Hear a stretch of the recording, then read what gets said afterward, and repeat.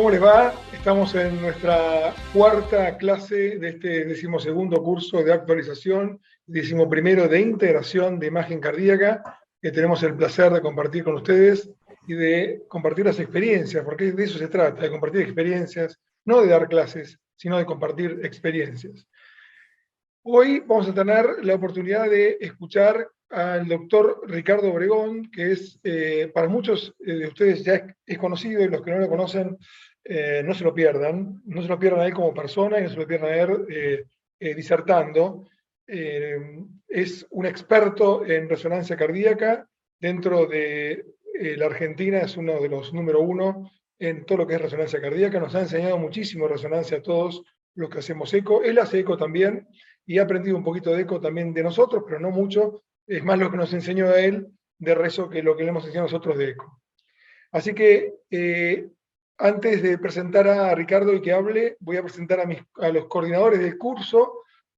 La doctora Analía Gamarra. Buenas noches, Analía, ¿cómo está? Hola, buenas noches Martín, buenas noches Ricardo, buenas noches a todos los que están acá.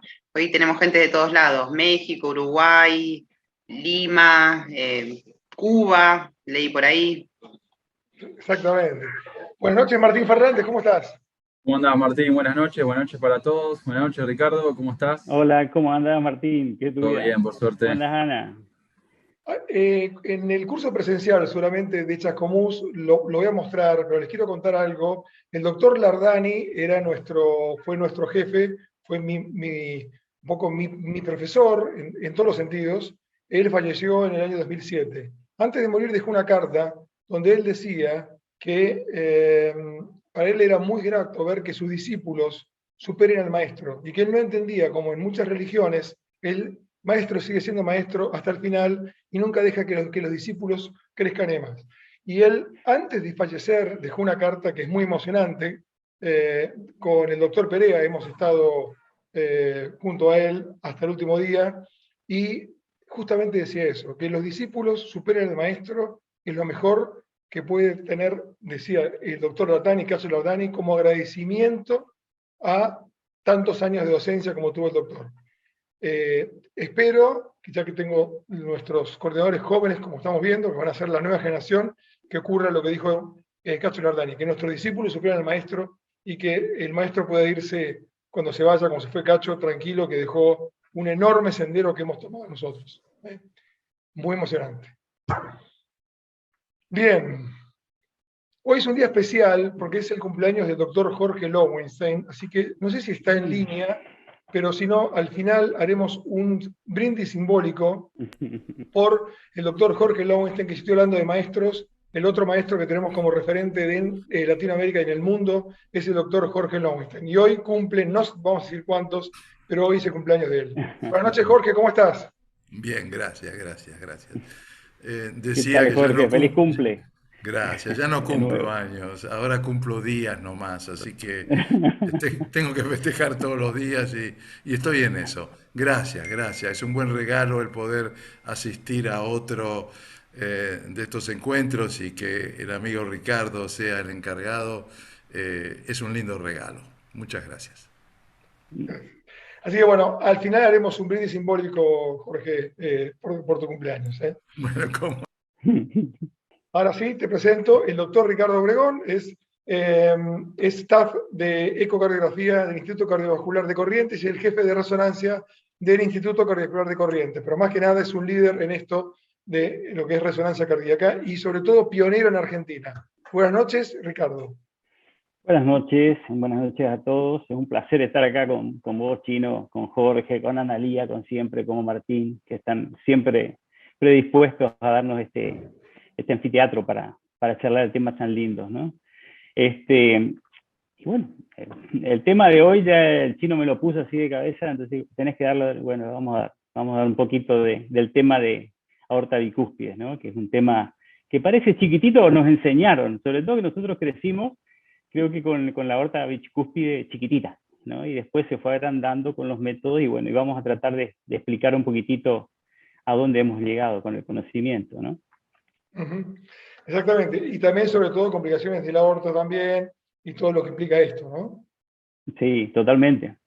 Además, yo creo que es importante que se abran la cabeza, como siempre estamos diciendo nosotros, chinos, nosotros estamos acá para enseñar lo poco que sabemos y tratar de que la gente piense de otra forma cuando vea las imágenes, así como vos nos enseñaste toda la vida la parte de valvulopatía mitral y que ya estamos viendo desde otro punto de vista, inclusive hablamos de temas que vos nos estabas diciendo hace varios años atrás, como si fuera algo que lo conocíamos de siempre. Me pasa que lo escuchamos tantas veces que ya es como que ya está. Pero en realidad muchas cosas fueron nuevas en su momento cuando nos enseñabas y esto nos ha quedado ya marcado, ¿no? Entonces yo creo que esas mismas cosas es lo que está pasando con la bicúspide. Hay muchas cosas que nosotros ya sabemos, pero que nosotros teníamos que intuirlas cuando comenzábamos con esta patología porque no conocíamos mucho, no teníamos métodos como para estudiarla. Y ahora van a ver que se amplió bastante nuestro conocimiento y sobre todo para seleccionar mejor a qué pacientes le vamos a hacer qué cosa, ¿no? Así que, bueno, esa va a ser la idea. Sí, sí. Bueno, estamos ya en tiempo, entonces, Ricardo, todo tuyo, puedes ya compartir pantalla y comenzamos con tu clase.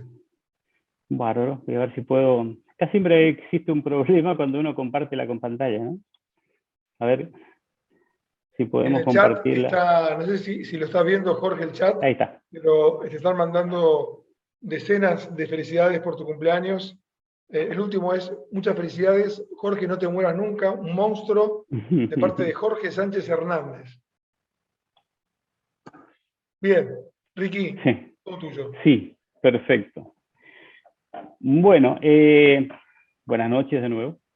Esto es lo que veníamos diciendo. Nosotros creamos cuando hablábamos de aorta bicúspide, decíamos, ¿qué es eso? Y nada, le decíamos al paciente, es una valvulita que en vez de tener 3 puertitas tiene 2. Y ahí terminaba todo el concepto. Porque no teníamos muchas ecografías de calidad como para llegar a un diagnóstico adecuado. Hasta que empezamos a estudiarlo un poquito más. Y empezamos a ver que con los métodos modernos, la incidencia de esta patología era mucho mayor de la que esperábamos. Fíjense que de las cardiopatías congénitas, es 4 de cada 1000 nacidos vivos, o sea, normales, 4 van a tener una aorta bicúspide. Y la aorta bicúspide, por ejemplo, fíjense, lo que normalmente las congénitas son 4, la aorta bicúspide es ser 20 aortas bicúspides de cada 1000 nacidos vivos. O sea que el 1 al 2% de los que nacen vivos van a tener una aorta bicúspide. Y eso se puede ir reflejando cuando uno categoriza las diferentes cardiopatías congénitas y vemos la proporción que tienen con respecto a 1 millón de cada nacidos vivos. Fíjense que la CIB, por ejemplo, ahí va a haber 3.570 CIB por cada millón de nacidos vivos. Le sigue la CIA con 941 CIA por cada millón de nacidos vivos. Pero acá abajo, la aorta bicúspide, van a ser 13.500 chicos, van a tener aorta bicúspide de cada millón de que nacen vivos. O sea que la proporción realmente es increíblemente alta de pacientes que vamos a tener con aorta bicúspide. Y todo esto nace en la parte embrionaria. Y les voy a decir por qué vamos a analizar esto. En el tronco arterioso, fíjense, vamos a tener una porción superior, que la ponemos acá en forma superior, que va a ser la que nos va a dar a nosotros la arteria aorta, la pulmonar y los vasos del cuello. O sea que todo nace de un mismo tronco común.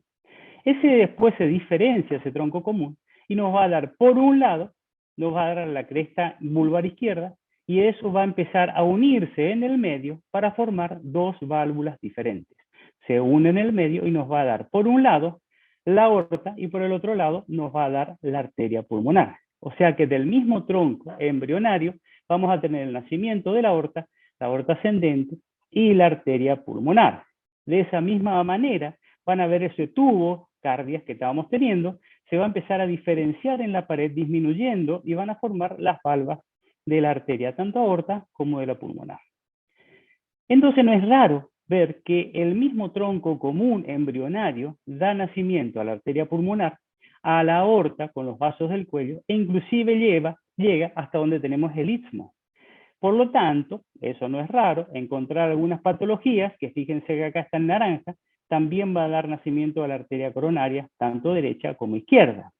Tanto aparece esto así, que ya se han publicado pacientes que tienen infartos de miocardio en pacientes que tienen aortas bicúspides. ¿Por qué? Y porque un proceso que ocurre en la aorta bicúspide también va a comprometer el nacimiento de las arterias coronarias. Entonces no es rara la asociación de infarto en los pacientes que tienen aorta bicúspide, porque es el mismo tronco embrionario y las mismas alteraciones ocurren por la parte de genética.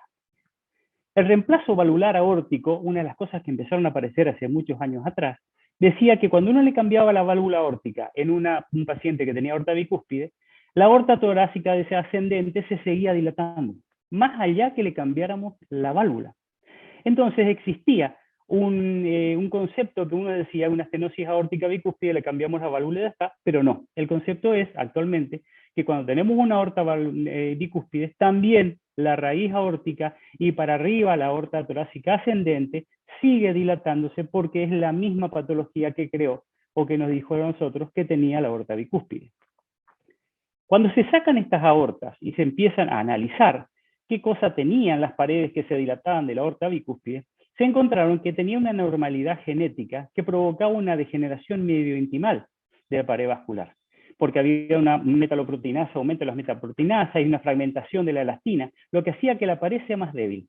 O sea que cuando nosotros tenemos una aorta bicúspide, tenemos que decir que la pared de la aorta en este tipo de patologías ya de por sí es más débil. Entonces tenemos que tener ya conceptos diferentes cuando vemos una aorta bicúspide. ¿Cómo hacemos el diagnóstico de aorta bicúspide? Un paciente normal tiene 3 valvas, un paciente con bicúspide tiene 2 valvas porque hay una que está unida y unida en el medio o por el costado, dependiendo de la no coronariana o la coronariana. Pero el diagnóstico de aorta bicúspide nosotros lo hacemos con la válvula abierta, no con la válvula cerrada. Porque si la válvula puede estar cerrada y vemos 3 valvas, eso por ahí no nos dice nada. Pero si se abre en forma de pelota de rugby, como vemos acá, esa apertura en pelota de rugby ya nos hace suponer que este paciente tiene una aorta bicúspide. Si uno tiene una ecografía, fíjense acá, con 3 valvas, y uno dice, esta va a trisvalvar, pero fíjense cómo se abre. Se abre como pelota de rugby. Por lo tanto, tenemos que tener cuidado en hacer diagnóstico con la válvula cerrada. Es importante esperar que se abra y vemos cómo se abra, no como un triángulo, como se abre la válvula normal, sino se abre como si tuviéramos una válvula, una pelota de rugby. Ahí está la pelota de rugby. La válvula normal, la tricúspide es bicuspidizada o una bicúspide. Eso es lo que se decía antes. Generalmente una tricúspide bicuspidizada, ese concepto ya ha quedado de lado y son tipos de válvulas que en general nosotros consideramos son válvulas bicúspides con alguna alteración diferente nada más. Esa es la bicúspide con la pelotita de rugby. Las diferentes valvulopatías nosotros vemos dónde encontramos, fíjense, los engrosamientos de las valvas, si son en los bordes son reumáticas, si está calcificada, generalmente calcifica toda la valva, todo el corazón de la valva, y los bordes pueden estar o no, pero el corazón está calcificado. Pero la bicúspide nos va a seguir manteniendo una forma de apertura, fíjense, en forma de pelota de rugby. Las otras van a tener una forma triangular, triangular, triangular, y la pelota de rugby, que es la aorta bicúspide.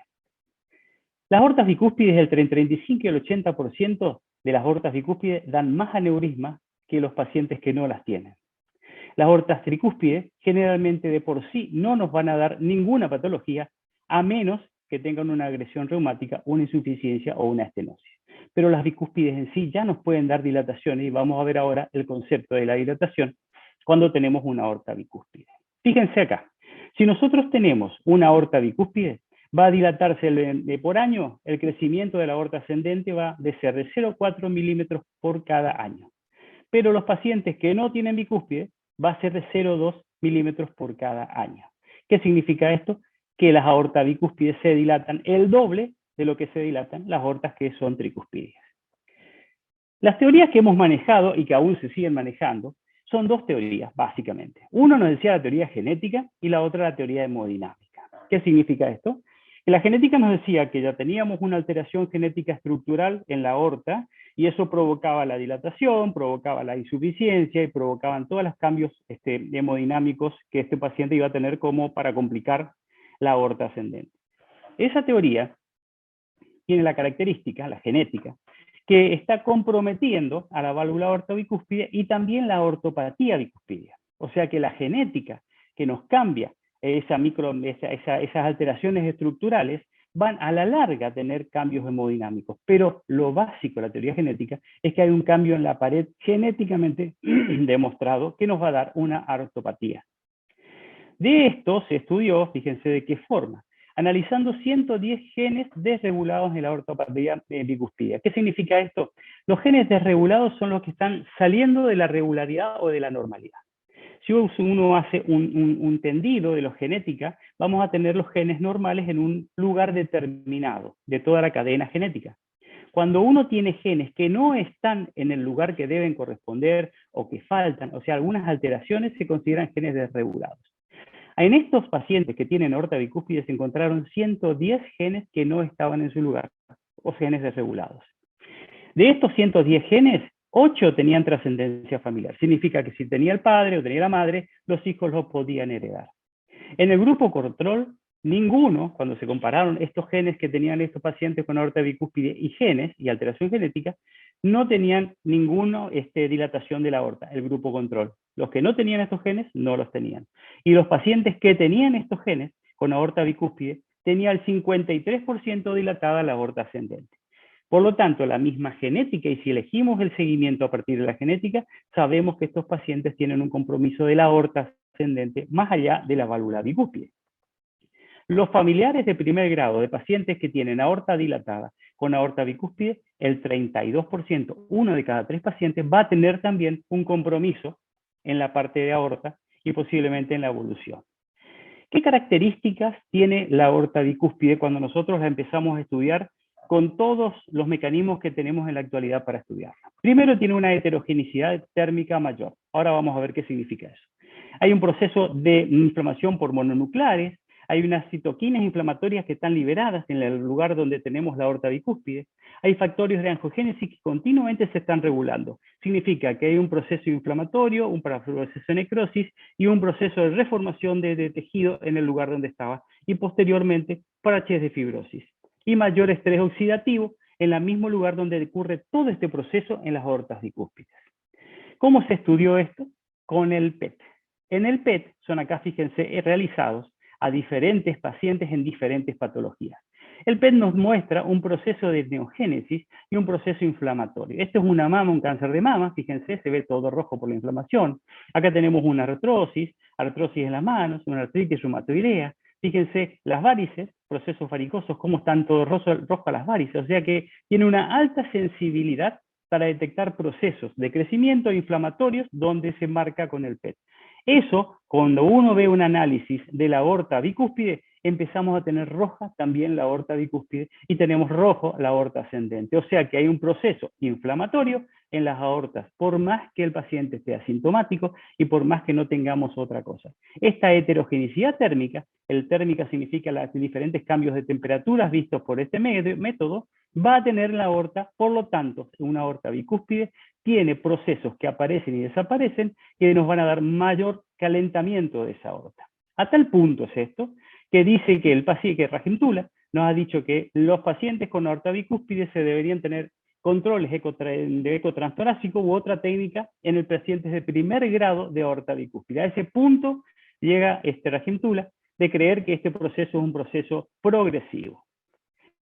La teoría hemodinámica es aquella que nos dice, mira, tenemos una válvula que está deformada, eso va a crear diferentes presiones, cuando la sangre pasa continuamente, crea remolinos, y ese remolino nos va a hacer un aumento del strain, y el strain shear, la presión que ejerce sobre la raíz, va a provocar la dilatación de las aortas. La aorta normal, podemos ver como se ve acá todo azul, porque no hay un aumento del estrés, pero cuando tenemos la aorta bicúspide tenemos un punto rojo, porque tenemos acá, al evaluar el strain shear, se puede evaluar que está aumentado arriba de 200, de 2100, no me acuerdo la unidad que era, pero definitivamente estaba comprometida, mayor, y esto ellos decían que era por el flujo que estaba pasando. ¿Qué se hace o cómo nosotros evaluábamos eso en otros puntos? Antes no se sabía bien cómo andaba el flujo y qué flujo, cómo se movilizaba. Ahora, con las nuevas metodologías, sobre todo con la resonancia en 4D, tenemos la posibilidad de ver el flujo, cómo se dirige. Fíjense acá, el flujo pasa por la aorta, y la línea, cómo se encuentran las líneas de punto, las líneas de dirección, nos dicen que es un flujo laminar o es un flujo que tiene cierta turbulencia. En este caso, acá estamos viendo, este flujo tiene un flujo turbulento en la raíz aórtica. Definitivamente, este análisis de un flujo laminar nos va a decir que esta aorta está prácticamente normal el flujo, pero acá estamos viendo que hay una turbulencia. Ustedes me dicen, ¿y qué importancia? Además que sea una imagen muy linda, ¿qué me pueden decir a mí? Que esta es una aorta normal y que en la aorta bicúspide, cuando tenemos aorta bicúspide, genera un jet excéntrico que pega en la pared, hace girar el flujo y esto va a empezar a dilatar o cambiar estructuralmente la aorta ascendente. Esta teoría hemodinámica nos ha enseñado que en las aortas bicúspides pueden rotar el flujo en sentido horario, o sea, hacia la derecha, o en sentido antihorario, dependiendo de qué tipo de aorta bicúspide es la que estaban teniendo. Pero aquellos que flujos rotan hacia la izquierda, se han visto que las aortas están más dilatadas, que tienen mayor estrés parietal aórtico, que generan estenosis aórtica más rápidamente que las que rotan hacia la derecha y que necesitan un reemplazo valvular aórtico más precozmente que aquellas que rotan hacia la derecha. O sea que la rotación hacia la izquierda a nosotros nos está por dar aortas mucho más dilatadas en la raíz que las que giran hacia la izquierda. Acá están, fíjense, en el 2015 el flujo, esto es normal, fíjense como el flujo, en un flujo normal, una aorta trivalva. Pero si la aorta es bivalva y están fusionadas la coronariana derecha con la coronariana izquierda, o sea, estamos ante una aorta bicúspide tipo 1, el flujo va a rotar en sentido derecho hacia la derecha y va a dilatar la raíz aórtica. Mientras que si tenemos el otro tipo de válvula bicúspide, en la cual tenemos fusión, en este caso, de la coronariana derecha y la no coronariana acá abajo, el flujo va a rotar hacia la izquierda y esto va a dilatar el arco aórtico más que la raíz aórtica. Entonces, es importante saber qué tipo de válvula vamos a tener porque ahí empezamos a comprender que también la teoría hemodinámica tiene su influencia en la evolución de la aorta bicúspide. Según la morfología de la aorta y la fusión de qué tipo de válvula, vamos a clasificarlas. Si tenemos fusionadas la válvula derecha con la izquierda, va a ser un tipo 1. Si tenemos una fusión de la derecha con la no coronariana, es una cúspide, es tipo 2. Si tenemos una fusión de la cúspide izquierda con la no coronariana, es la tipo 3. El porcentaje de estas que vamos a ver en la clínica, la tipo 1 son el 72% y el 20% van a ser tipo 2. Es más difícil encontrar esta que fusiona la válvula coronariana izquierda con la no coronariana. Es la más rara. Pero hay veces que nosotros no podemos ver las tres valvulitas, que simplemente vemos la apertura. Y eso ocurre haciendo resonancia, haciendo tomografía o haciendo ecocardiografía. Y Héctor Michelena, él nos ha enseñado que la forma donde se abre y de cómo se abre y los puntos de inserción de la válvula abierta nos pueden decir qué tipo de válvula es la que estamos teniendo. Para eso él puso muy inteligentemente un reloj en las cuales en el punto de arriba estaba las 12 horas, al bajo estaba las 6, las 9 y las 3. Y dependiendo de cómo estaban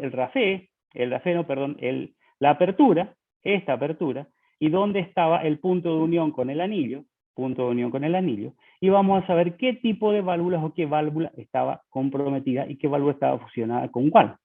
Fíjense acá, en este caso, yo tengo en hora 10 y en hora 4 los dos puntos de unión. Eso nos daba a nosotros, hora 10 y hora 4, el tipo 1 de válvula bicúspide.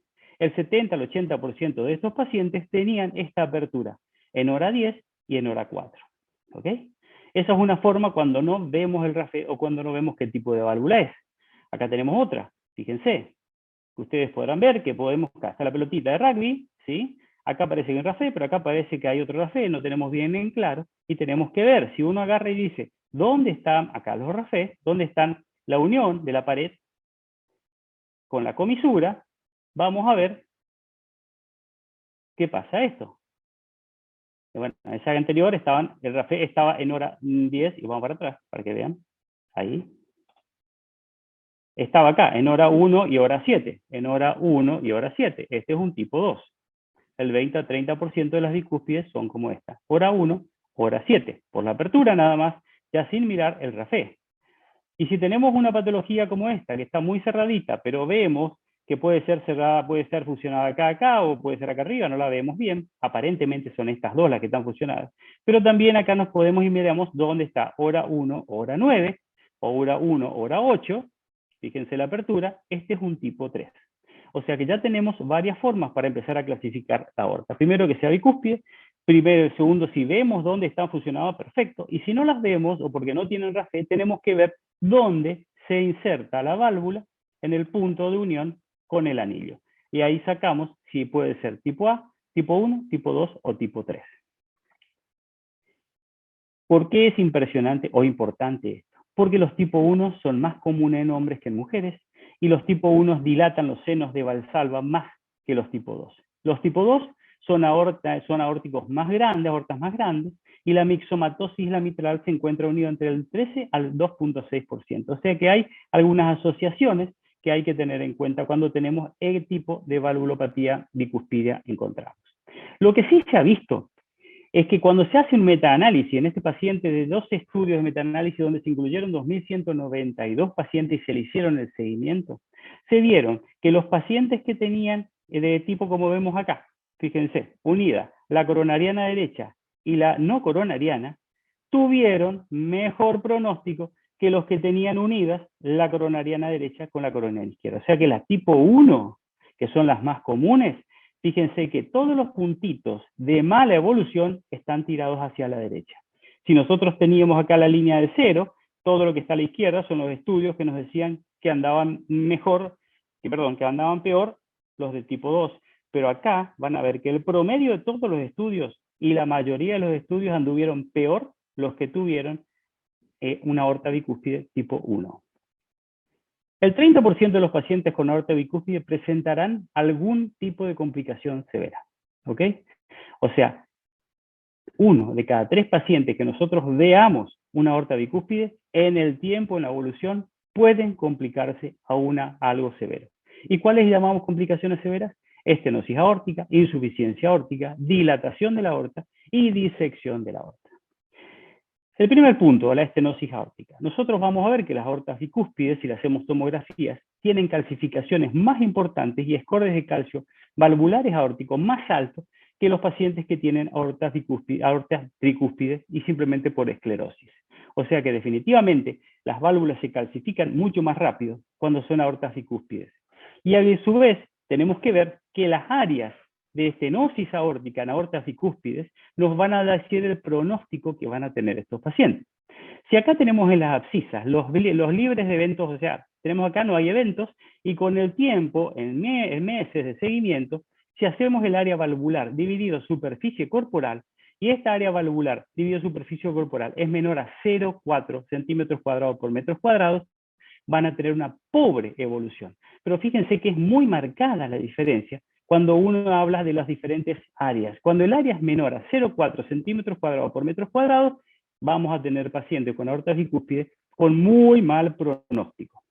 Y si la altemos solamente dividiendo el área valvular por la altura, la diferencia se hace mayor. Y ahora vamos a analizar por qué es esto más creíble que si lo dividimos por superficie corporal. O sea, tenemos dos cosas, lo dividimos por superficie corporal o lo dividimos directamente al área valvular aórtica en la aorta bicúspide por la altura del paciente.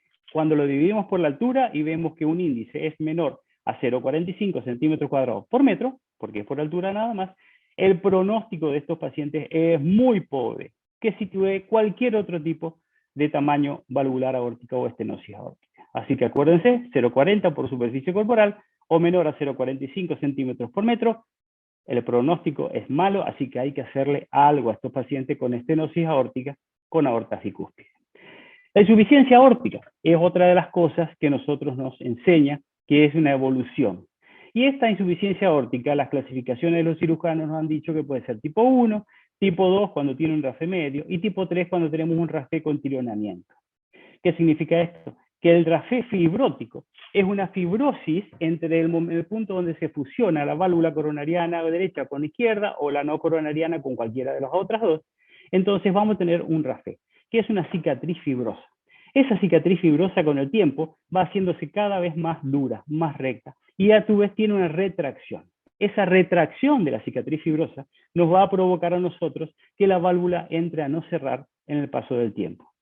Por eso los pacientes que tienen RAFE tienen más probabilidad de tener insuficiencia aórtica que los pacientes que no tienen RAFE, que nosotros no vemos RAFE.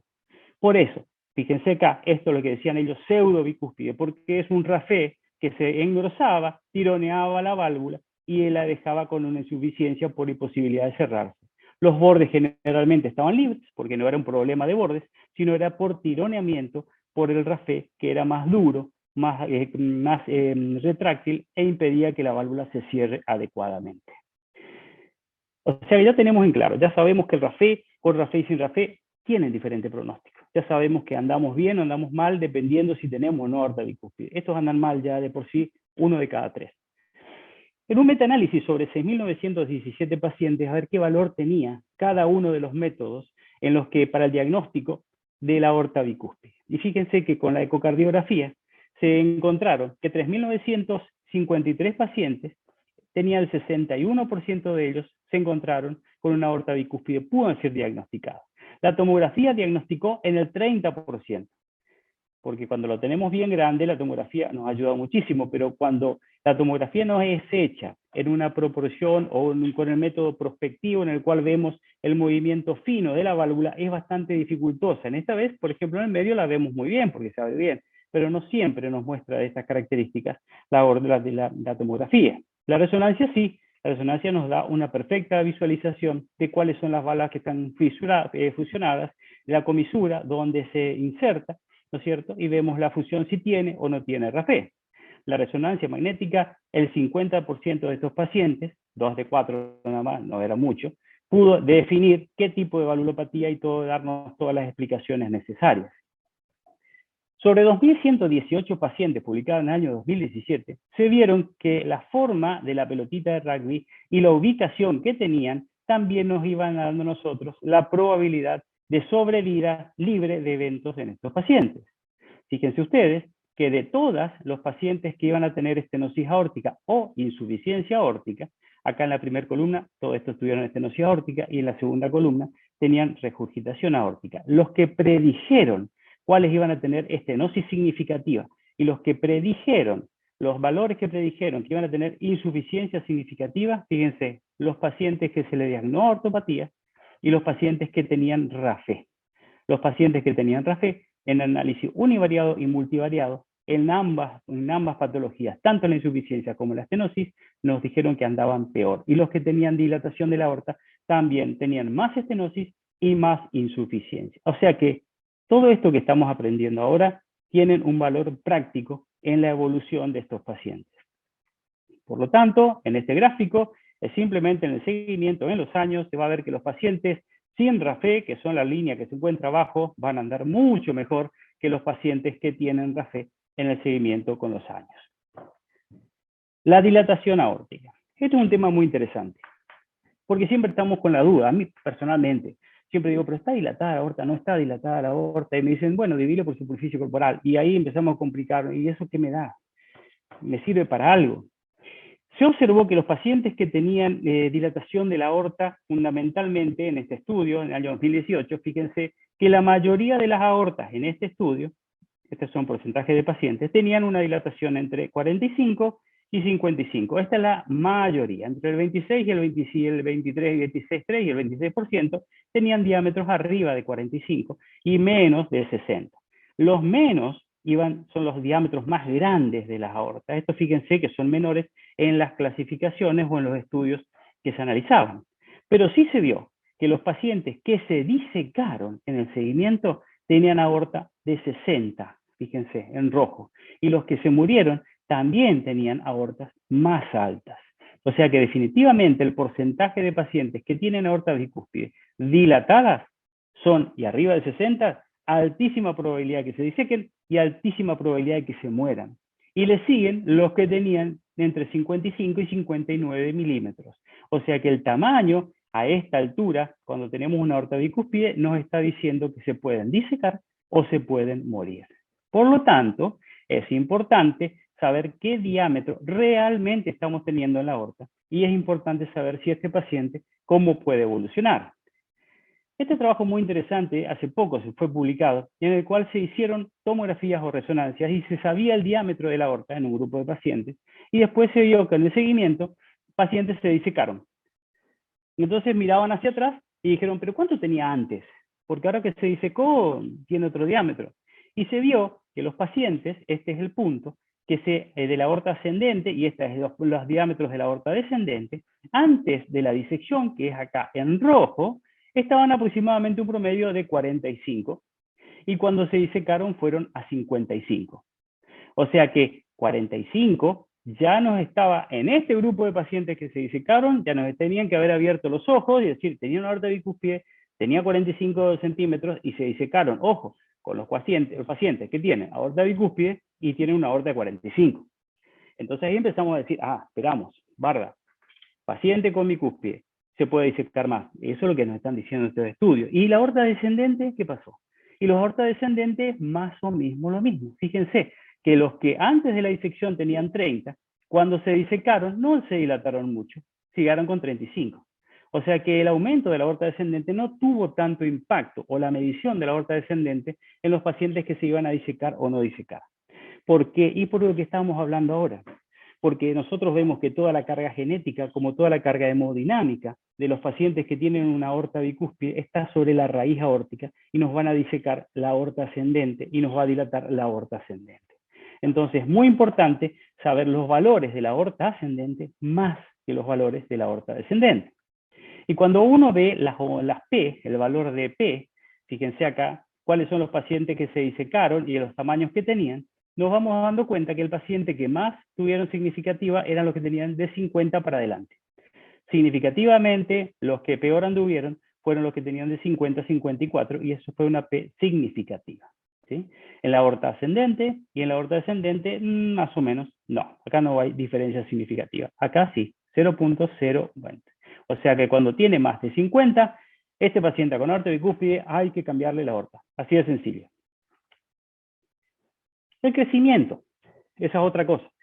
Esto es para la parte práctica, ¿no? O sea, uno tiene un paciente que empezamos a mirar y dice, el paciente tiene 35, ¿sí? O tiene 40, y a medida que va dilatándose, fíjense que las velocidades a nivel centímetros por año, cómo va aumentando, fíjense, esto va aumentando el tamaño del aneurisma. O sea que a medida que vas teniendo mayor, el tamaño o la velocidad en centímetros por año va aumentando también a medida que va aumentando y pasando los años. Se dilata la aorta y esto vamos a tener pacientes que tienen mayores dilatación del anillo y mayores velocidades.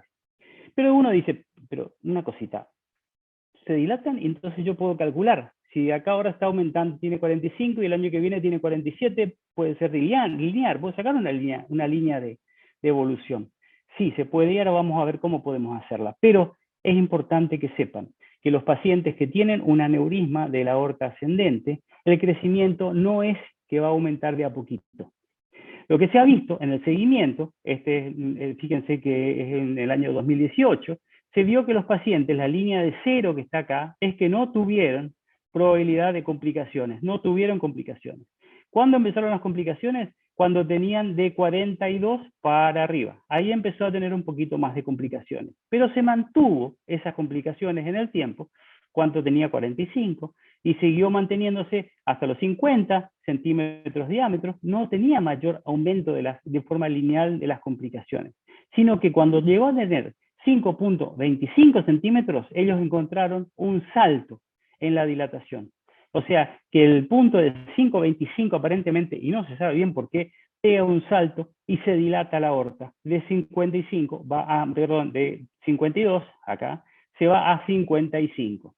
Ese salto es un salto escalonado. Significa que la dilatación de la aorta no va a aumentando progresivamente, sino que ellos vieron que hasta cierto punto se mantenían y en algún momento ¡puc!, saltó.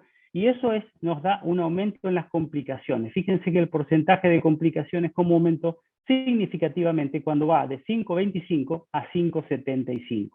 En este trabajo, en los pacientes que tenían un diámetro de 55, tardó menos tiempo en aumentar a 60. Acá tardó mucho tiempo en dilatarse de 42 a 50 y a tener aumento en la probabilidad de compromiso. Pero acá no. Al llegar a 52.5, pega un salto en las complicaciones, se complica mucho más, y ahí en poco tiempo van a aumentar muchísimo más las complicaciones. Fíjense entonces que todo lo hace a saltos, no lo hace en forma progresiva. Pero entonces, ojo, si tenemos una aorta de 45, le podemos seguir porque vemos que las complicaciones no son muchas y podemos seguir por un tiempo más prolongado, porque de 45 puede ir a 50 y tampoco va a tener complicaciones, pero cuando llega a 52 centímetros, ojo, porque en la próxima vez que le midamos posiblemente ya tenga 55 y en la próxima posiblemente tenga 60 y las complicaciones no son las mismas. Crece muchísimo más el porcentaje de complicaciones cuando el paciente tiene más de 52. Por eso es importante saber esto. Ahora bien, esto siempre lo conversamos. ¿Cómo mido yo y cómo saco los índices para saber si el paciente está dilatado o no está dilatado? Y si le estoy mejorando o no, y si está mejorado, hasta cuándo lo sigo esperando. El tamaño que uno puede hacer es una deducción de los índices, lo hacemos por peso y altura, que significa por superficie corporal. Vemos el tamaño de la aorta y lo dividimos directamente por la superficie corporal. La superficie corporal nosotros la sacamos de esta forma, el peso del paciente, multiplicamos por la altura del paciente y la dividimos por 3.600, y a eso le aplicamos la raíz cuadrada. Ahí tenemos superficie corporal, ¿sí? Pero acuérdense que el peso es una variable y la altura una constante. Entonces la altura es algo que no va a variar en nuestro paciente, pero el peso sí podemos hacerlo variar. En este gráfico, con colores, nos están diciendo a nosotros el tamaño de la aorta arriba. Fíjense, 35 milímetros, 40, 55 milímetros, 60, ¿no? Los diámetros de la aorta. Acá tenemos la superficie corporal del paciente. Y si nosotros tenemos la superficie corporal del paciente y tenemos el diámetro de la aorta, podemos ver en qué grado de gravedad está nuestro paciente con estas aortas dilatadas. Fíjense que abajo dicen, cuando cae en este área verde, la probabilidad de tener una complicación es del 4% por año. Si cae en la región amarilla, la probabilidad es del 7%. Prácticamente se duplica la probabilidad de tener una complicación si cae en el área amarilla. Y así va aumentando, 12% en el área naranja, y en el área roja vamos a hacer, cuando tiene una complicación, del 18% por año. O sea, 18% se va a complicar estos aneurismas. Pero entonces, ¿cómo hacemos? Y van a ver el error que solemos cometer si utilizamos por superficie corporal. Esto es superficie corporal. Un razonamiento lógico, un paciente nuestro, 170 de altura, 150 kilos, nos va a dar esto que está acá. Un aneurisma de 45 milímetros, ¿okay? O 4.5 centímetros, va a estar un riesgo leve. ¿Sí? Fíjense, 2,20 metros, superficie corporal, sacado por esta altura y por este peso, estamos acá. Le decimos al paciente, mira, estás muy gordo, tenés que bajar de peso, empieza a hacer una dieta, se hace un cinturón gástrico y baja de peso muchísimo, le baja a 80 kilos. O sea que la altura se sigue manteniendo, pero el peso baja muchísimo. La superficie corporal, por la formulita que habíamos visto, baja de 2.17 a 1.94. Perfecto, mejorado el paciente, lo hemos curado. Pero fíjense qué pasa cuando yo aplico una fórmula de una superficie corporal de 1.94, que sería acá. El riesgo me aumenta. De estar en un riesgo leve, el gordo, le hice bajar de peso y me fue a un riesgo moderado. Eso no es lógico. ¿Pero por qué? Porque en la fórmula de superficie corporal yo estoy aplicando una variable que es el peso, y el peso en este caso no sirve. Si yo a ese mismo paciente con una aorta de 45 centímetros hubiera alterado solamente la altura, que era 1,70 m, ya me hubiera puesto el paciente en un riesgo moderado, directamente. Moraleja, cuando hagamos correcciones de los aneurismas de la aorta torácica, tenemos que poner por altura del paciente directamente y no por superficie corporal. Y esto es lo que tenemos en nuestro cuadrito. Altura ponemos acá, ven acá, esto está en inch, bueno acá, en pulgadas, esto en pulgadas y esto es en metros, bueno, altura, y ponemos cuánto tenemos en nuestra aorta. Y ahí nos va a decir directamente qué riesgo está teniendo el paciente. Si el paciente está acá o está acá, tenemos que hacerle algo porque definitivamente el riesgo está entre el 12 al 18% por año. Es mucho. Cuando uno hace un análisis de los pacientes que tienen aortas, fíjense que si tienen más de 50, los pacientes tienen que hacerse algo. Eso ya se sabe, el paciente hay que hacerle algo con la aorta 50. Pero si la aorta está en un valor intermedio, 42 a 44, acuérdense que el límite máximo superior normal es 41. ¿sí? Entonces tenemos 42, o sea, 4.2 centímetros, le hacemos controles y queremos seguirlo con el tiempo. Vamos a hacerle tomografía, porque ahora todo se le hace tomografía. Le hacemos tomografía y le ponemos 34 milisievert por año. O sea, le estamos cargando de radioactividad para hacer el seguimiento. ¿Qué se vio en estos estudios? Que los pacientes que tenían una aorta menor a 43 milímetros no tuvieron evolución, ¿sí? Libre de eventos con el seguimiento. Y los que tenían más de 43 milímetros o 4.3 centímetros son los que tuvieron una caída libre de eventos en la evolución. O sea que nosotros, si tenemos un paciente que tiene 42, 43, 41 de diámetro, solamente por el diámetro, no tenemos que hacerle tomografía. Tenemos que hacerle ecografía y lo seguimos. ¿Cómo hacemos nosotros? ¿Cómo hago yo personalmente? Le hago una ecocardiografía y le hago una tomografía. O si viene por una tomografía, lo llevo y le hago un eco. Y comparo qué valor me dio la tomografía y qué valor me da a mí el eco. Si son coincidentes o hay una diferencia de 1 milímetro, ya sé que esa diferencia se va a mantener. Por lo tanto, lo que tengo que ver es si estos pacientes tienen con el eco de 43 milímetros para abajo, este paciente lo sigo con eco. Si yo veo que de golpe el crecimiento va de 43 a 45, 46, a ese paciente tengo que confirmar si ese crecimiento es real y entonces sí voy a tener que utilizar o una resonancia magnética para estudiar esa aorta o voy a tener que utilizar una tomografía. Pero recién cuando está arriba de 43 milímetros en la aorta torácica ascendente. A estos pacientes que tienen menos de 43 no se les debe controlar con tomografía por una excesiva radiación que le vamos a aplicar y vamos a saber que estos pacientes por ahí no crece esa aorta ascendente. Entonces, no hay necesidad de hacerlo. Las indicaciones de cirugía siguen siendo más o menos siempre la misma. La aorta ascendente dilatada asociada a bicúspide es cuando el diámetro es más de 5, hay que hacerle algo. El diámetro está entre más de 45, se tiene que hacer algo en la aorta cuando está asociado a coartación de aorta, corregida o no, a una disección de la aorta, cuando tiene de un familiar de primer grado, o sea que el padre, por ejemplo, la madre se disecó, y si tenemos el 45 y hay que hacerle algo, o cuando es un tabaquista crónico con EPOC. A estos pacientes con un diámetro aórtico mayor de 45 y está asociado a algo de esto, sigámoslo de cerca y ya vamos acercándolo para que vamos a solucionarle el problema en algún momento. Pacientes con superficie corporal pequeña. La relación de la aorta por el peso corporal que habíamos dicho, cuando es el diámetro de la aorta dividido el peso corporal mayor a 10, estos pacientes tienen que ir a una cirugía reparadora, y si tienen la raíz aórtica con superficie corporal por peso mayor a 2.52 por centímetros por metro cuadrado, esto por superficie corporal, tienen que ir a una cirugía. El diámetro aórtico mayor de 40 en un paciente con cirugía de reemplazo valvular aórtico también nos dice que esa aorta está aumentando de tamaño, porque le hemos cambiado la aorta y la aorta ascendente se sigue dilatando.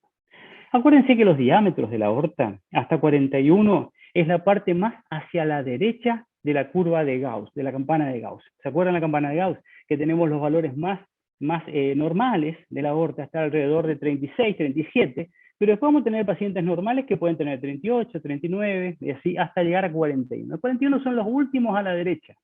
Y cuando más a la derecha tengamos los diámetros, ya sabemos que no nos podemos tirar a 42 y vamos a decir es normal. No, ese es el máximo a la derecha que tenemos la curva de Gauss.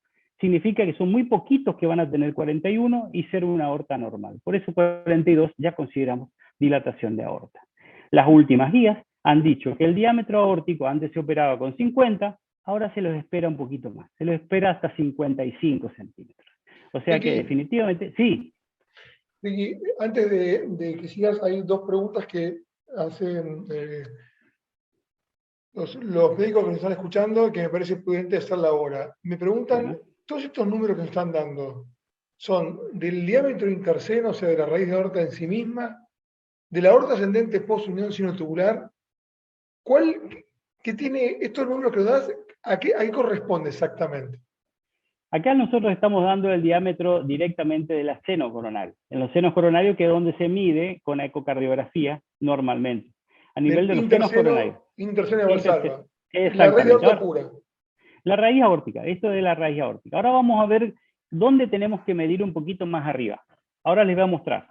Pero esto, todas las mediciones generalmente se hacen en la raíz aórtica, porque esto se hace con ecocardiografía, que es más fácil medir ahí que lo que medimos siempre, ¿no? Sí. Bueno, pero es ahí donde se están midiendo. Ahora vamos a ver dónde puede cambiar esa medición y dónde tenemos que medirla también. Fíjense que esta es una asociación muy frecuente. Vemos a la aorta bicúspide por resonancia y le hacemos la resonancia con gadolinio y vemos que tiene el paciente una coartación severa. Ahí está, y se ve la coartación, cómo se angosta la aorta torácica descendente. Ahí, perdón. Ahí está, la coartación. Y todo esto que está acá es circulación colateral, porque esta coartación es tan severa que impide que haya flujo distal en la aorta. Como el cuerpo es muy inteligente, lo que ocurre es que tira el aumento de presión arriba de la coartación, desencadena y desarrolla circulación colateral por las intercostales, que es todo esto que estamos viendo acá. Entonces la recirculación ocurre que invierte el flujo en las intercostales. El intercostales va siempre de la aorta a las intercostales. Pero cuando tenemos una coartación severa y la presión cae tanto en la aorta distal, la recirculación va a través de las intercostales, invierte el flujo y llena la aorta torácica por la parte distal a través de la circulación colateral. Esto nosotros lo podemos analizar con los flujos medidos a nivel del arco aórtico, con el supraesternal, con el Doppler. Es un paciente que tiene un stent. Ya tiene un stent porque tiene una coartación y tiene un stent. Cuando nos vamos al supraesternal, tenemos que tirar con un Doppler, y si el valor pico de flujo a ese nivel en la aorta torácica descendente es de 20 milímetros, este paciente tiene una coartación aorta. O sea que esto es lo que nosotros tenemos que acordarnos siempre. Aorta bicúspide en un paciente que, aunque esté asintomático, mírenle arriba y fíjense qué velocidad tiene con el Doppler continuo en la aorta torácica descendente, que se aleja a la medición del supraesternal. Ahí vamos a tener más de 20 milímetros. Abramos los ojos y veamos que no tenga una coartación de aorta. Pero entonces decimos esa combinación que es tan frecuente. De las coartaciones de aorta, el 80% tienen aorta bicúspide. O sea que es una asociación que es muy común. Una alteración estructural de la aorta va a llevar a una alteración estructural de la otra parte de la aorta, que también genéticamente crecieron en el mismo momento. Entonces, fíjense ustedes, si tenemos solamente aorta bicúspide aislada sin coartación, acá vemos libre de eventos en rojo con el tiempo. En 14 años andan perfectamente bien. Pero si tenemos una coartación y una aorta bicúspide, fíjense los eventos cómo caen significativamente. Y a su vez, tenemos que medir la aorta, nuevamente, la raíz aórtica. La aorta ascendente, cuando es más de 50 milímetros y tiene aorta bicúspide aislada, tiene muy buen porcentaje, fíjense, de crecimiento por los años. Este es el crecimiento por año. 0 es cuando por abajo no crece o decrece, y 1 es cuando empieza a crecer. Si tenemos la combinación de aorta bicúspide más coartación, el crecimiento es mucho mayor que si no tiene coartación de aorta. Y a su vez, si tenemos coartación de aorta, fíjense acá, más bicúspide y la aorta ascendente es menos de 50 milímetros, estos pacientes andan mucho mejor que si la aorta es más de 50 milímetros en la aorta ascendente. O sea que nos están diciendo que las aortas bicúspides tienen la raíz aórtica enferma, por eso ya está dilatándose en el mismo paciente que tiene aorta bicúspide más coartación. O sea, el concepto acá es nuevamente, pacientes que tienen aorta bicúspide con la aorta dilatada es una vasculopatía general más complicada y está comprometiendo la raíz aórtica y la aorta en general, porque estamos con coartación de aorta también, más severa que si no está dilatado. Tenemos que ir pensando de esa forma. Pacientes con coartación aórtica hay que hacerle el Doppler supraesternal. Y si nosotros vemos que tiene aorta, más una aorta dilatada, estos pacientes tienen un mal pronóstico. ¿Ok? Próximo punto, disección de aorta. Es otra de las complicaciones severas. La prevalencia de la aorta bicúspide en todas las disecciones, o sea, agarro todos los pacientes que se disecan y veo cuántos tienen, 5.6%, no es mucho. O sea que cuando agarramos la disección, todas las disecciones, uno dice la bicúspide aórtica no tuvo tanto impacto, porque tiene 5.6%. ¿Ok? Pero la probabilidad de disecarse esa aorta es cuando el diámetro es mayor de 5, que habíamos hablado hoy, cuando los centímetros por metro cuadrado en los senos de Valsalva, fíjense, es mayor de 10 centímetros por metro en los senos de Valsalva, y acá vemos en la porción tubular cuando es mayor de 13 en la porción tubular, centímetros por metro. Estos son los índices que habíamos dicho, fíjense que van por metro de altura del paciente, ya no va por superficie corporal. ¿Ok? Entonces, cuando tenemos estos índices, si nosotros dividimos 3.5 centímetros o 4 centímetros de aorta ascendente dividido metros de la altura del paciente, 1.5, 1.6 o 150, van a ver que este índice nos dice cuáles van a tener mayor probabilidad de disección. Y en este cuadrito simplemente para ver que esto ocurre y se ve en los años. Fíjense que abajo tenemos los diámetros de la aorta ascendente, dice 45, 50, 55. Y acá tenemos pacientes que van a cirugía o que hay que hacerle algo porque se complica. Y van a ver que los pacientes que tienen 50 van a tener menos del 20% de probabilidad al año. Esta en azul es al año. Tiene pocas probabilidades, menos del 20% de que pase algo. Pero si esperamos y le hacemos el seguimiento a los 5 años ya va a tener más del 45% de que le pase algo. Al mismo 50 centímetros de ascendencia. O sea que nosotros es importante saber cuándo se hizo el estudio y de cuándo se lo está siguiendo. Porque si esperamos 10 años y decimos, no, hace 10 años que me están haciendo los estudios y cuando tiene 50, el seguimiento y la probabilidad es arriba del 65 al 70% de los pacientes van a tener una complicación de una disección de aorta. O sea que acá, cuando encontramos 50 en el primer año, vamos a andar bien. O sea que podemos esperar hasta el primer año para hacerle una reparación aórtica. Pero no podemos esperar a 5 años porque la mortalidad, la probabilidad es mucho mayor de que se complique. Y si esperamos 10 años, ya es prácticamente prohibitiva. O sea que vamos a tener un paciente con el mismo diámetro, hay que operarlo más precozmente. Podemos esperar 5 años, pero vamos a tener un riesgo de 45 más o menos % de probabilidad de una complicación. Y acá están los diferentes fenotipos de la aorta ascendente. Acá es lo que medía, que estaban preguntando chino. Fíjense, tenemos tipo 1, tipo 2. Y hay que ver sin RAFE o con RAFE. Sin RAFE o con RAFE. Y vamos a ver dónde están el seno, se mide en el seno, se mide en la porción sinotubular y se mide en la porción de la aorta ascendente.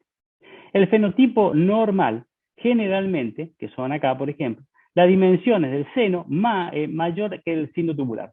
¿Sí? Eso dicen que así tiene que ser. Esto es mayor que el sinotubular. Y que el sinotubular es mayor que la ascendente. Esto es más grande que esto y esto es más grande que esto. Es lo normal. Pero hay un fenotipo en el cual esto tiene mayor velocidad de dilatación, dice cuando tenemos aorta bicúspide. Pero si nosotros tenemos inversión de esto, tenemos el tipo A, por ejemplo, en el cual el seno es mayor que el sinotubular y el seno es menor que la aorta ascendente, significa que acá tenemos una dilatación de la aorta ascendente. Estos pacientes tienen aumento de la aorta ascendente. Cuando tenemos este patrón, en el cual la sinusal es más grande que el sinotubular y el sinotubular es más grande que el ascendente, tienen mayor velocidad de dilatación. Mientras que si tenemos así, que está dilatada la aorta ascendente más que el seno y más que la parte sinotubular, estos son posiblemente los tipo B, en los cuales va a tener la rotación en sentido antihoraria, al que lo habíamos hablado hoy. Entonces va a estar dilatada la parte de ascendente y el largo aórtico, y no va a estar tan dilatada la parte de los senos, que son los que tienen mayor dilatación y los que andan peor. ¿Ok? Por eso los tipo 1, sin RAFE o con RAFE, que tienen dilatación de los senos, evolucionan peor que los que tienen dilatación de la parte tubular de la aorta ascendente. ¿Sí? Ahí sí podemos analizar. Y esto es lo que estábamos hablando. Cuando los que tienen este tipo de bicúspides van a dilatar el doble de tamaño que los que no las tienen bicúspides. Ahora bien, de la guía práctica, esto fue en 2014, que fue actualizada, pero siguen más o menos lo mismo.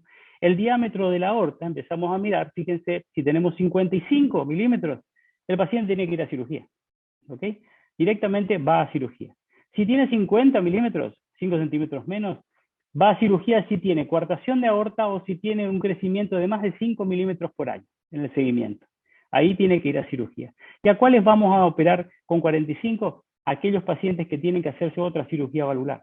Aquel paciente que tiene una estenosis aórtica, una insuficiencia aórtica, a esos pacientes con una raíz de 45 y una aorta bicúspide, hay que operarlo. Eso es lo que dicen las guías y la evolución. Acá nosotros vemos entonces el paciente en el tiempo, en el seguimiento, lo hacemos, tiene 45, ¿sí?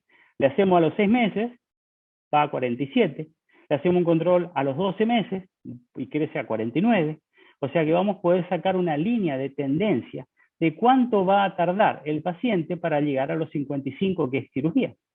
O sea que si yo tengo 45, 47 y tiro una línea, puedo llegar a suponer que a los 24 meses va a llegar a los 55 milímetros, que nos va a dar directamente la cirugía, nos va a indicar la cirugía. Por eso es importante seguirlo con mediciones muy precisas en estos pacientes. ¿Se entiende? Tengo 2 al principio, tengo mediciones, puedo tirar una línea, si hago otra medición y sigue creciendo, ya tengo una línea muy de tendencia muy marcada, y a su vez puedo ver qué pasa a los 24 meses. ¿Ok? En este punto va a estar para cirugía este paciente porque va creciendo muy rápido en el seguimiento cada 6 meses. ¿Se entendió? Así es la línea de tendencia. Entonces acá, seguramente antes de los 2 años, el paciente va a llegar a tener un diámetro de 55 que va a tener que ir a cirugía sin lugar a dudas.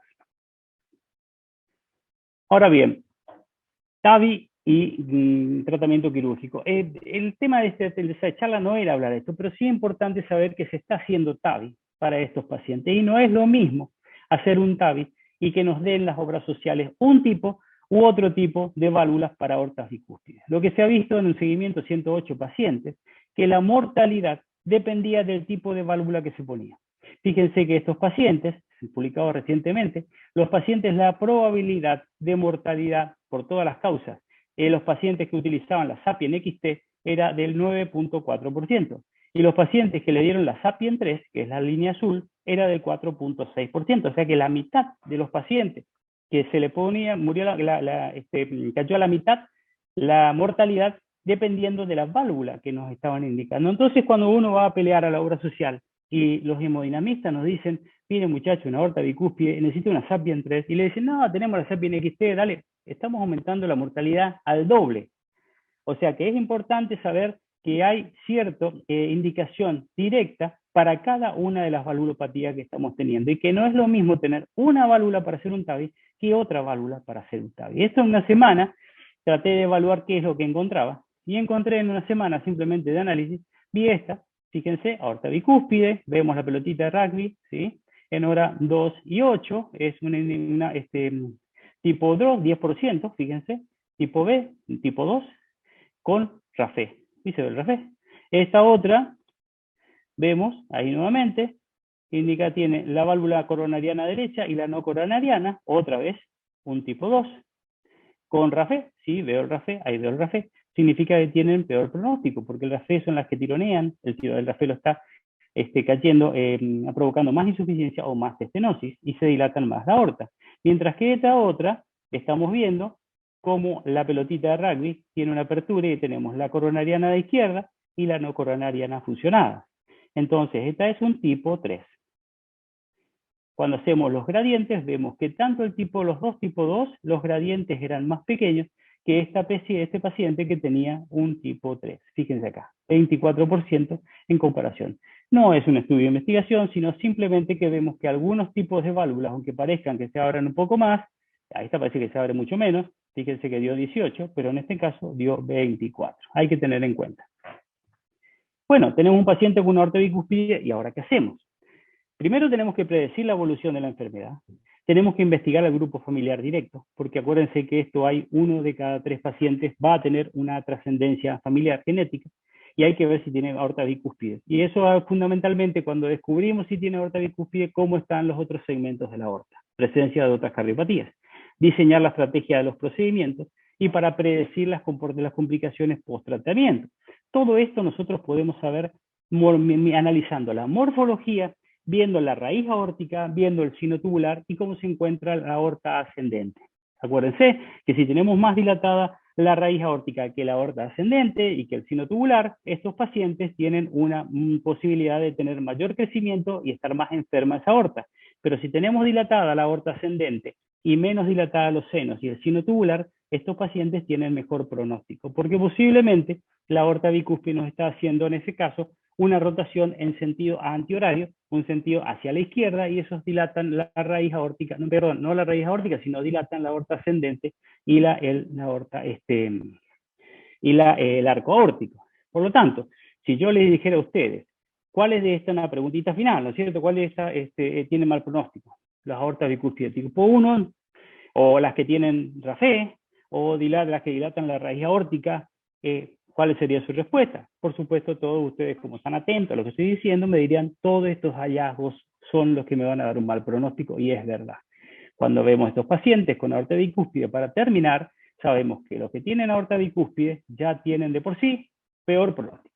Los que tienen RAFE son los que tironean, los que van a dilatar y los que van a provocar mayor estenosis e insuficiencia. Los tipo 1, ya sabemos que los que están fusionadas la válvula coronariana derecha con la izquierda, son los tipo 1, tienen peor pronóstico, y los que dilatan la aorta ascendente más de 55 milímetros, y los que tienen coartación aorta. Todos estos tienen alta probabilidad de evolucionar a una estenosis aórtica, a una insuficiencia aórtica, a un aneurisma aórtica o a una disección de aorta. Por lo tanto, concluyendo, la aorta bicúspide tenemos que pensarlo como una ortopatía. No ver solamente que es una valvulita que tiene, en vez de tener 3 ventanitas, tiene 4, tiene 2. No es eso, sino que es una patología de toda la raíz aórtica que compromete inclusive a la parte del ductus, que cuando se cierra crea la coartación aorta. Cuando encontramos una aorta bicúspide, busquemos la coartación aórtica. Y la aorta bicúspide debe ser tenida muy en cuenta para la conducta quirúrgica en la válvula aórtica. Si nosotros tenemos una válvula aórtica que tiene una aorta bicúspide con estenosis aórtica y vemos que está un poco dilatada o los senos basales están más dilatados que uno pensaría, esa paciente tiene que ser cambiada, la válvula aórtica y la raíz aórtica. Porque estos pacientes, si solamente le cambiamos la válvula aórtica, se siguen dilatando en el postoperatorio. Por lo tanto, es importante saber que no estamos solamente en presencia de una valvulopatía aórtica, sino una aortopatía cuando estamos hablando de una aorta bicúspide. Muchas gracias por su atención. Bueno, muy bien, Ricardo, muchas gracias. Antes de ir a las preguntas generales, algunas consideraciones de acuerdo a tu charla y demás. Una vez hablamos que la válvula mitral tenía la forma que tenía y lo dijimos y contamos también por las presiones, por el esqueleto fibroso, bueno, por todo lo que hablamos una vez y lo vamos a volver a hablar cuando hablemos de mitral. La válvula aórtica es simétrica, tiene 3 valvas y el hecho de tener 2 hace que, una cosa muy interesante que dijiste, que active una respuesta de calor, una respuesta inflamatoria.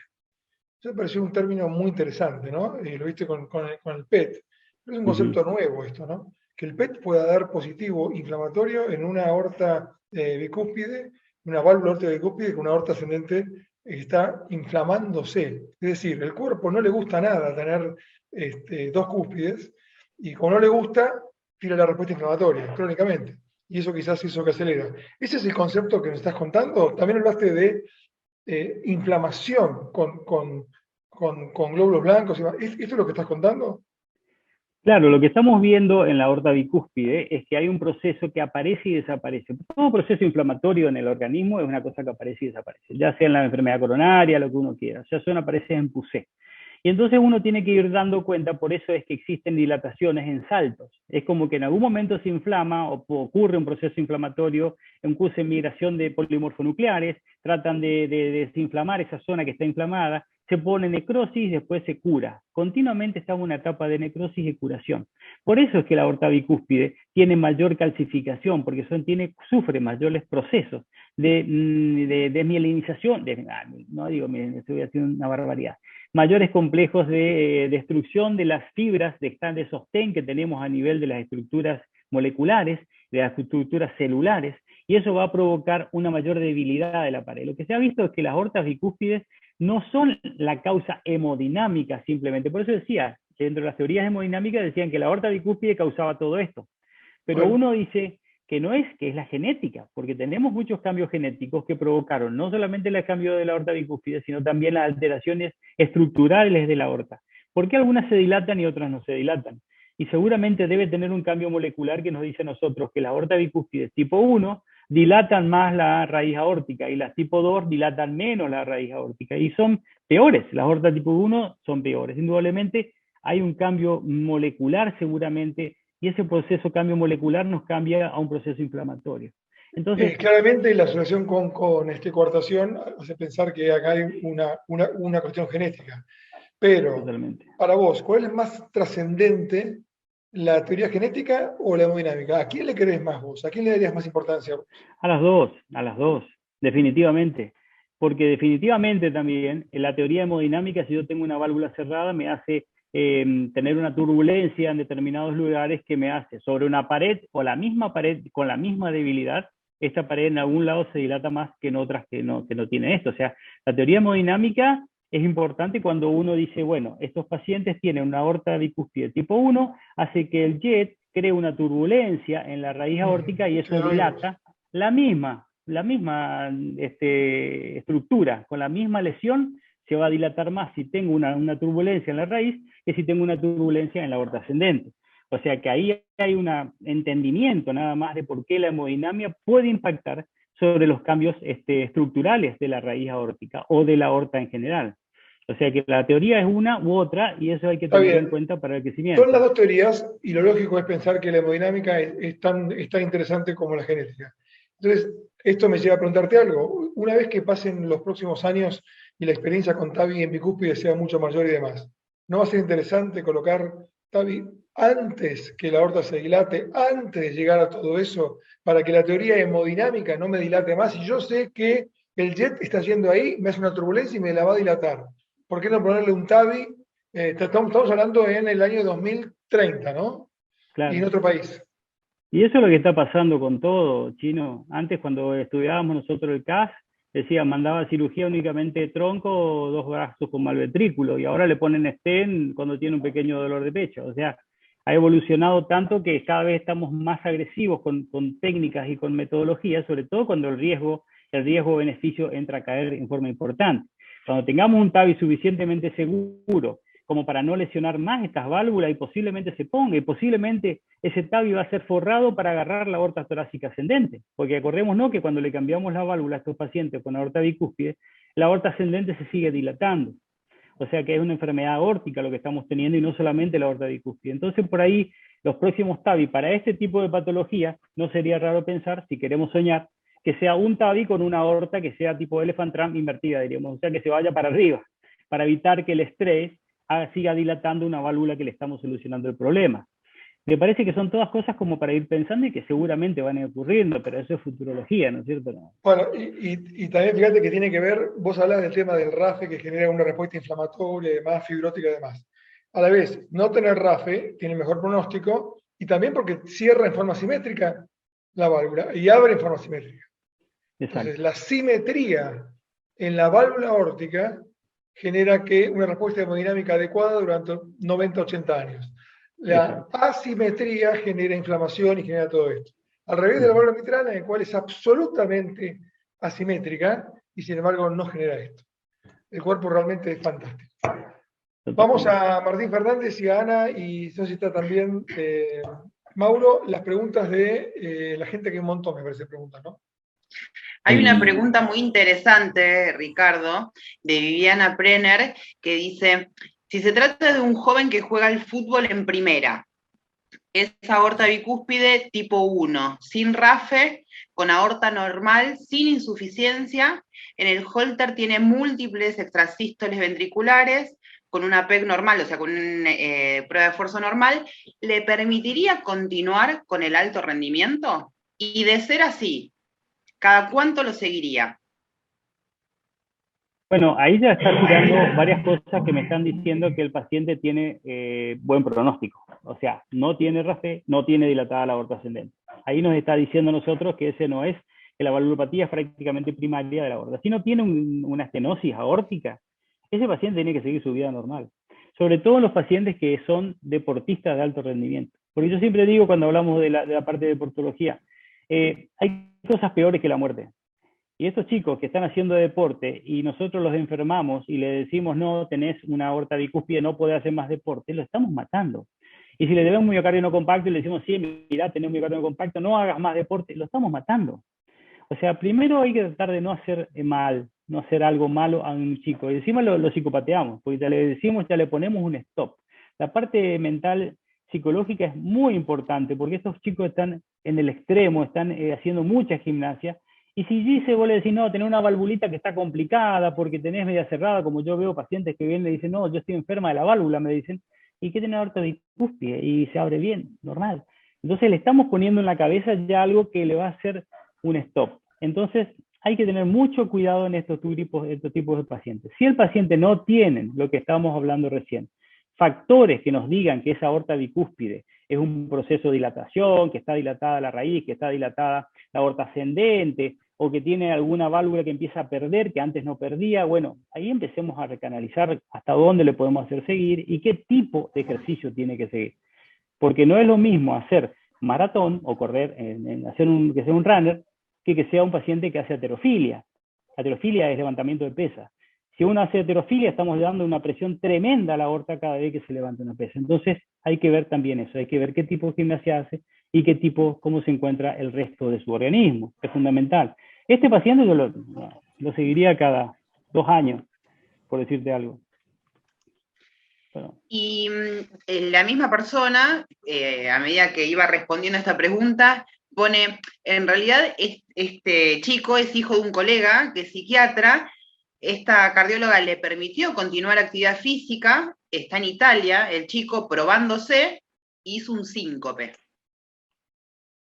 Bueno, hay muchas causas de síncope, yo no creo que la aorta bicúspide dé un síncope, a menos que te diseque.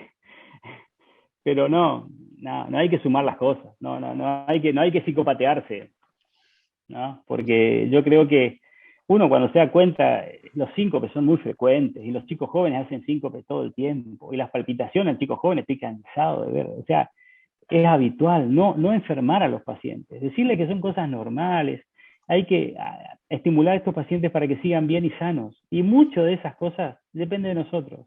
Nosotros somos grandes enfermadores de pacientes, nos encanta enfermar a los pacientes, pero bueno. El criterio y el sentido común no se aprenden en ningún lado. Ni en la facultad, ni en el curso, ni en ningún lado. Tal cual, a veces es bueno escucharlo. Viviana responde que muchas gracias, que le hacía falta escuchar eso. Bien, Martín, vos diste la clase el año pasado, ¿no? El año pasado. Bueno, entonces tenés mucha autoridad para preguntarle a Ricky. 100% de acuerdo con todo, Ricardo. La verdad que acá, bueno, una de las preguntas unánimes que la fuiste contestando, pero estaría bueno recalcarla quizá, es el tema del diámetro aórtico máximo. La gente pregunta a qué nivel, digamos, cuál es el nivel en donde la medición por la cual uno indica la cirugía se debería tomar. Claro, eso es lo que estábamos viendo hoy. Uno ve que la dilatación de los senos es lo que nos está diciendo a nosotros que es lo que medimos con una aorta siempre. Pero si nosotros vemos que tenemos un seno, porque eso lo vemos habitualmente, vemos la ecografía, vemos que el seno coronario, el seno aórtico está en 42, pongámosle un límite ahí. Pero después me voy para arriba y veo que la aorta ascendente está en 47, el valor que voy a tomar es la aorta ascendente, porque ya está 47, por más que el seno a mí esté más chico. Y si tengo una aorta bicúspide, seguramente va a ser una aorta bicúspide tipo B, las que me van dilatando la aorta ascendente, lo que estábamos diciendo hoy. Y acuérdense que cuando uno hace esas relaciones entre la raíz aórtica, el seno tubular o la aorta ascendente, cuando está dilatada la aorta ascendente tiene el mejor pronóstico. Porque ahí sí la teoría hemodinámica, aparentemente la rotación antihoraria es la que nos va a dilatar la aorta ascendente y no la raíz aórtica.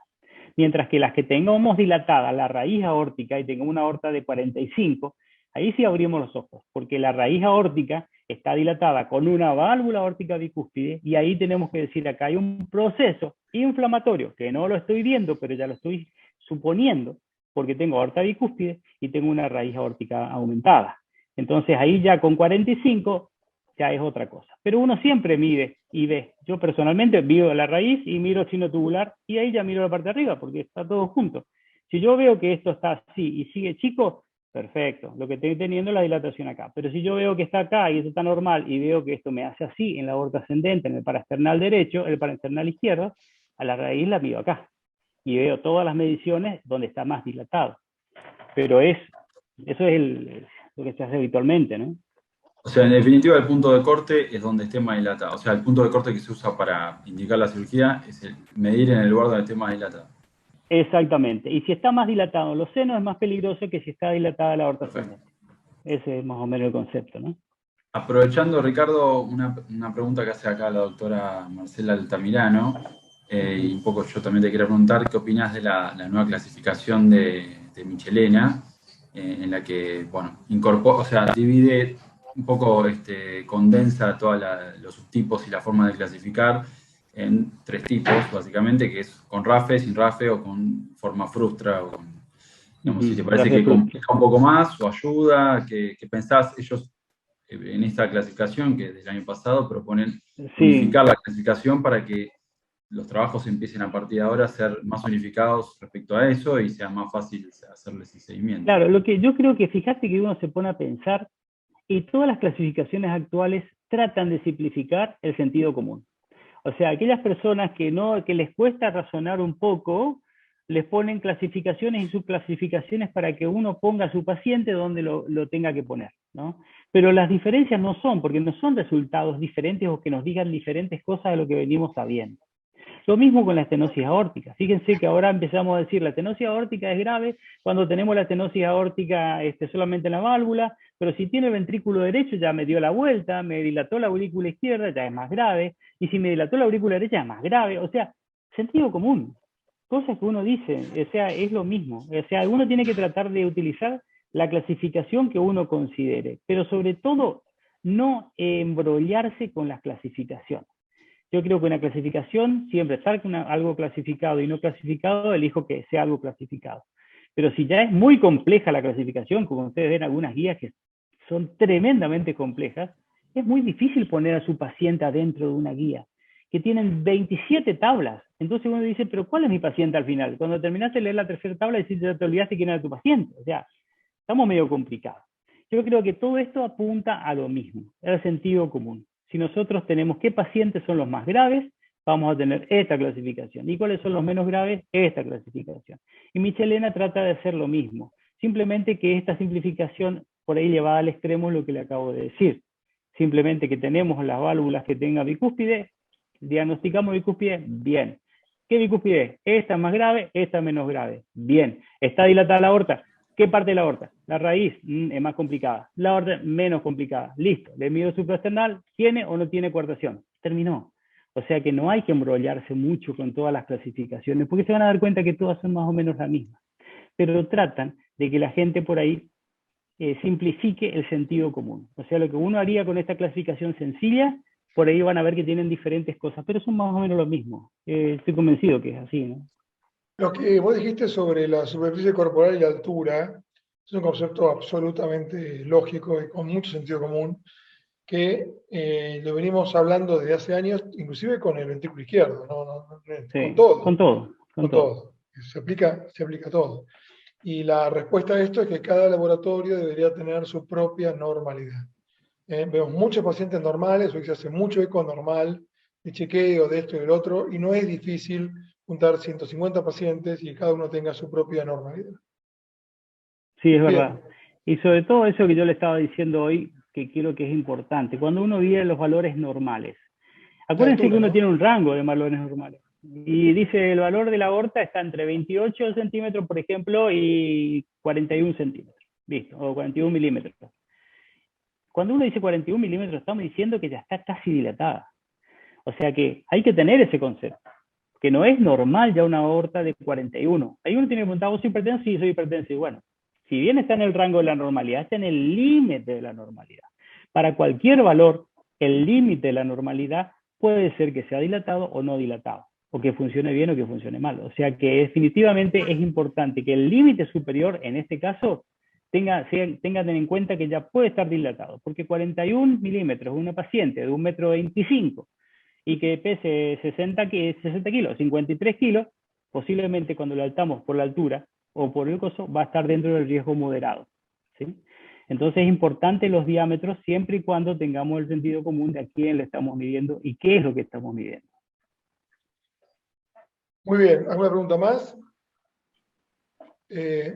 Hay un montón de preguntas, ¿no? Sí, hay un montón de preguntas, pero rescato está la que dice Patricia Beatriz Carrizo. Ella pregunta, el TAVI, si bien algo deslizaste, Ricardo, si quedaría reservado para bicúspides que no están dilatadas y sobre todo las que tienen estenosis aórtica.